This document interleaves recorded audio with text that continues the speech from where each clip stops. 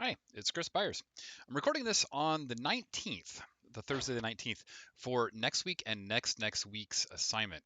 So for animation, your next assignment is going to make a cylindrical cup, like a pencil cup, and I'm going to show you how to do that. And it is going to be assigned on the 23rd, but it's not going to be due until the 4th of December. So I'm not going to ask you that to do this during your Thanksgiving break, but it is kind of cool. I want to give you the option to turn it in early because a lot of you like to turn it in early. So we're going to make a cylindrical cup. And the way we're going to do that is we're going to drag a cylinder onto our play space. There's our cylinder. Make it really big. That's going to be a very small cylinder. Here we go. Boom. All right. So there's our cylinder, more or less. It's a little ovally. I'm going to make it a little bit less ovally. Actually, I'm going to make it gigantic. Let's make it really big. Give us a lot to work with. Okay, so when you click on a cylinder, you have some options. Okay, so these sliders right here give you some options. Okay, first of all is the sides. Computers have a lot of trouble with drawing circles because they want to do everything into a polygon.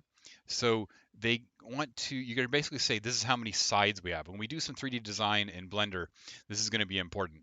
The more sides you have, the longer it takes to render because the computer likes to render polygons. And if you make a cylinder with 12 sides, technically still a cylinder, it just doesn't look very cylindery. So I'm just going to crank it all the way to 64 sides. You're going to see some delay in the program, but that's totally normal. Okay, so got my cylinder. There's my cylinder. And if I printed it right now, we'd get a block. We'd just get a cylindrical block. So to turn it into a cup, what I'm going to do is I'm going to add another cylinder and stick that one inside. Oh, hey, get back down there. I don't want you doing that. Yeah, that's the button. Oh, it's not the button I want.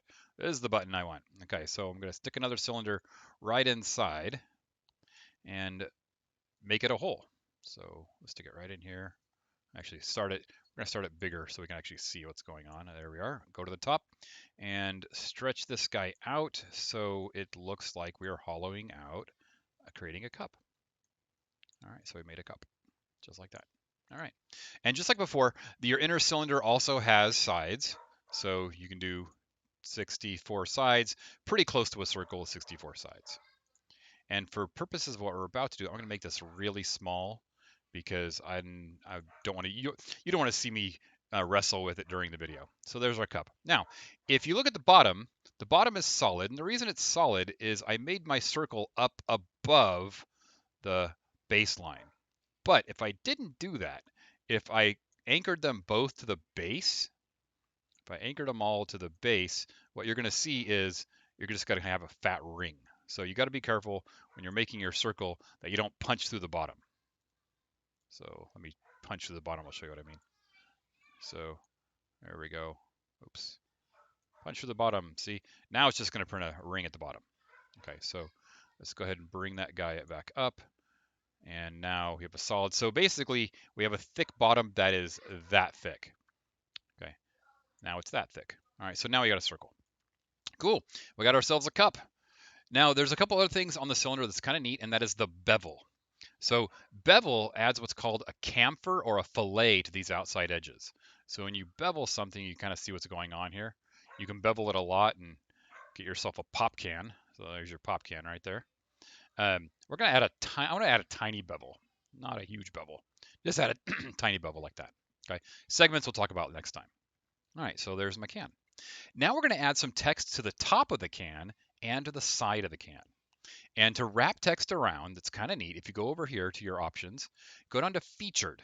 And what you're going to find is at the bottom of featured, you're going to find curved words and custom text, among other things. There's a few other things that are pretty neat too. So going to go curved words. Bring your curved words. It says right around here. And I am going to add world's best mom. World's best mom. Okay, so there's world's best mom. And you got some options with text as well. Get back in there. Click on that. Come on, bring it up. There we go. Again, it's delaying a little bit because it's online and I made a very detailed object here. So this is your text size.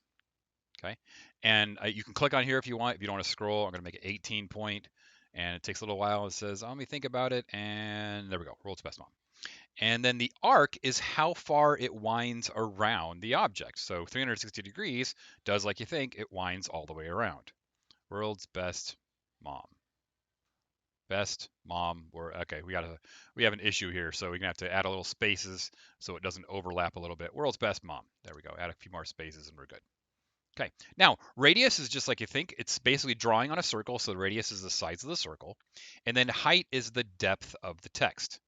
So what I'm going to do is I'm going to lift this up and then drag it as best I can onto. Oops, come here. Oh, that's no good. That's not what I wanted.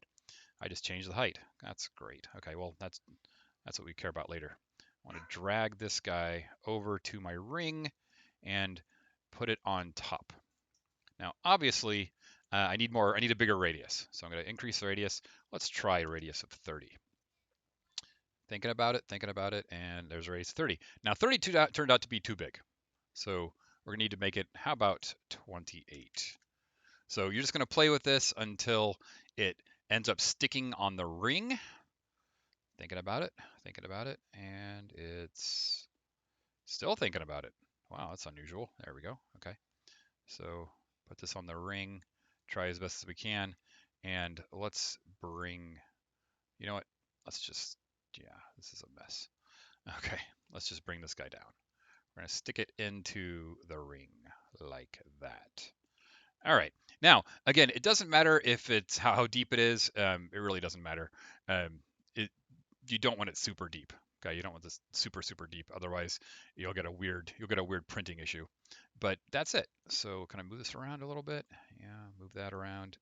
Shift it. Oh, that's the whole. Okay. Well, you get the idea. You'll fix it later on. All right. So world's best mom. Okay. There's world's best mom. Yay. And now look how high the text is. I'm not sure we want the text to be quite that high. So let's drop it down a little bit. We do want it proud on the ring. If you saw the other video, proud means it's up above something. So we do want it proud for reasons I'm going to show you in a little bit. So world's best mom. So that's the first text. Okay. Next. Now I put the text right here. This is the round text. This is really neat. So it'll go around the thing, and we can actually put it on side or all the way around. And we're just going to type, I love you, Mom. I love you, Mom. Okay. I'm not going to go all the way around. I'm just going to give it like 270 degrees. So it's not going to go all the way around. It's just going to go part way around. Now you might notice that my ring here is a lot smaller than my ring here, which by the way is kind of an oval still, but we'll figure it out later. So we're going to put this on here. So I'm going to go ahead and make it a little thicker. That's going to be handy. And then inner diameter is how big it is. Okay. I haven't measured this. I'm just doing it by eye, but it looks like it's in the neighborhood of 60. I'm going to take this, I'm going to bring it up a little bit. Hey, nope. Hey, there we go. Bring it up a little bit, and then I'm going to drag it over onto my cylinder. Now it's critical when you make this that it doesn't float.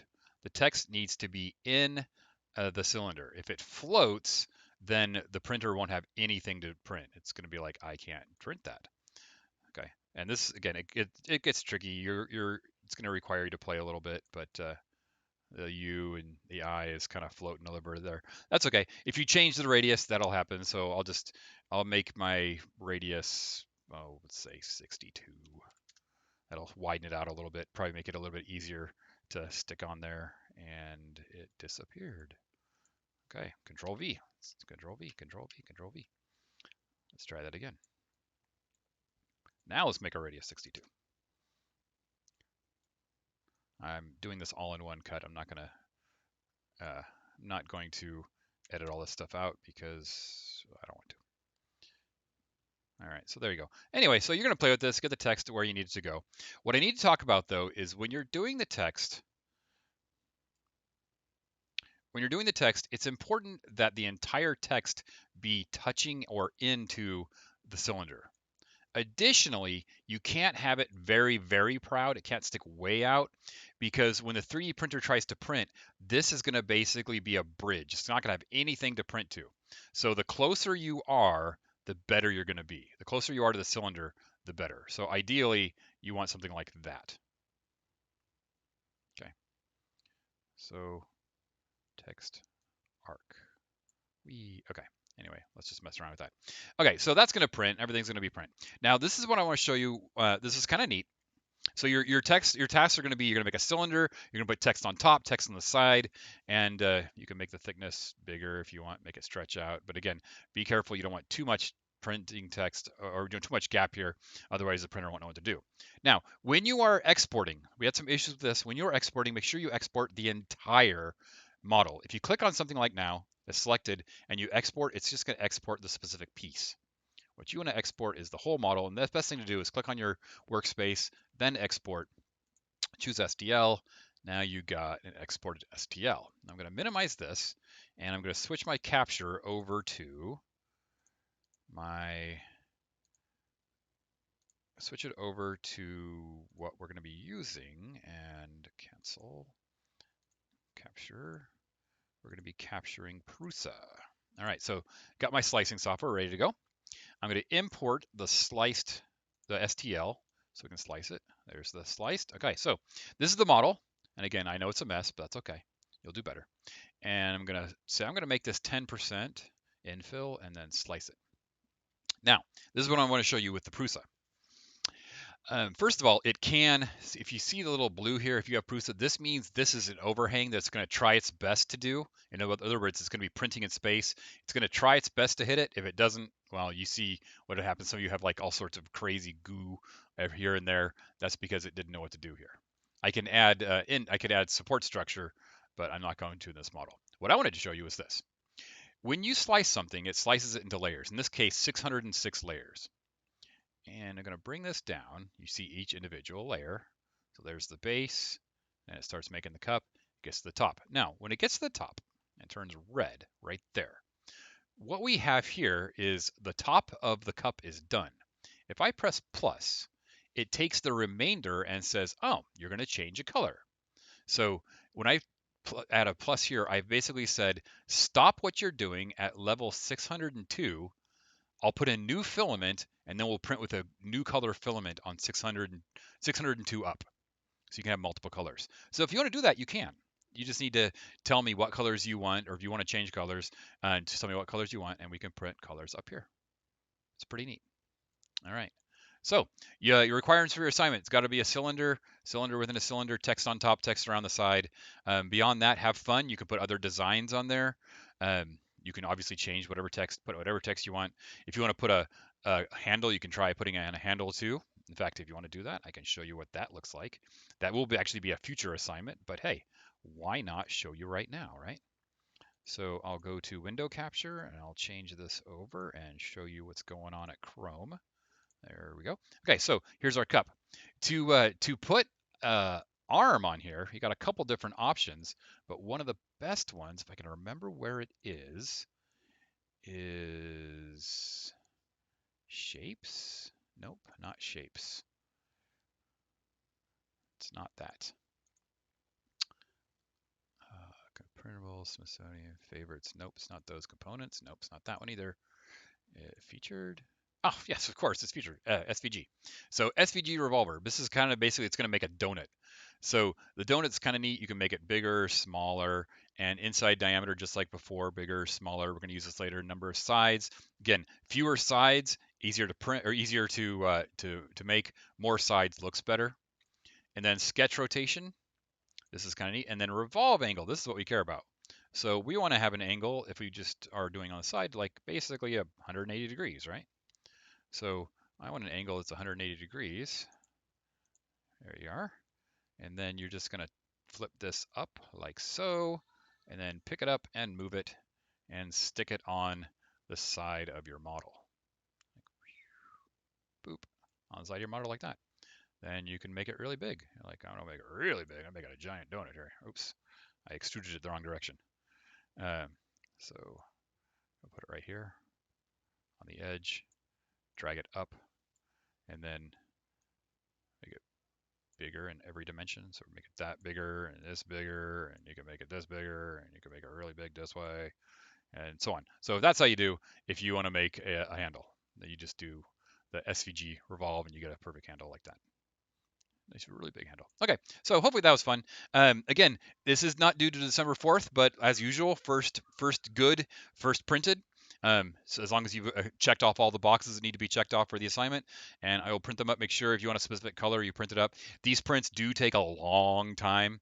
You saw previously on the page it was like 9 or 10 hours. So yeah, these prints do take a long time, but they're fun. And again, consider making a gift for a friend or a parent or something. All right, I will talk to you later. Bye bye.